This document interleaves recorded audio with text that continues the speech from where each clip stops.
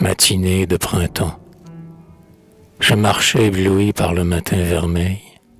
Le fourmillement d'or de la mer au soleil aveuglait mes regards, et je sentais mon âme près d'elle s'alanguir à ses soupirs de femme. Les flots étincelaient parfois comme des yeux. Des troupes d'oiseaux blancs jetaient des cris joyeux, tournaient plongeaient fous, venant tremper leurs plumes aux vagues qui riaient de longs rires d'écume. Tout vibrait et chantait sous le vent matinal. C'était un paysage immense et sans égal.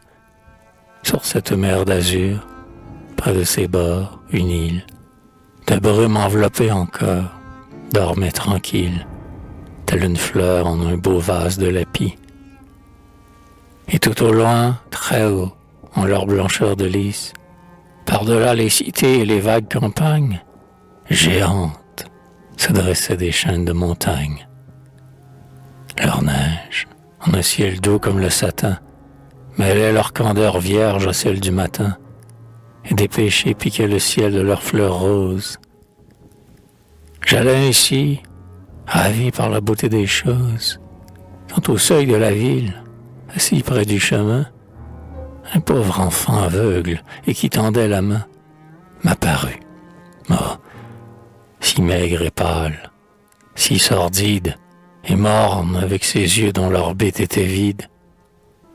Et ses yeux cependant se tournaient vers le ciel, indifférents et d'un éclat surnaturel.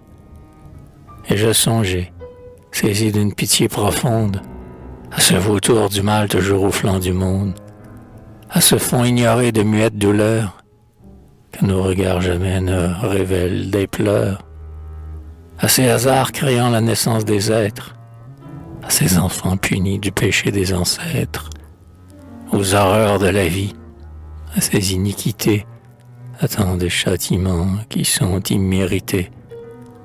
Et près de cet enfant martyr aux grands yeux vides, je ne regardais plus rire les flots splendides, ni sur la terre en fleurs flamboyer le ciel bleu, craignant qu'il n'y manquât la justice d'un Dieu.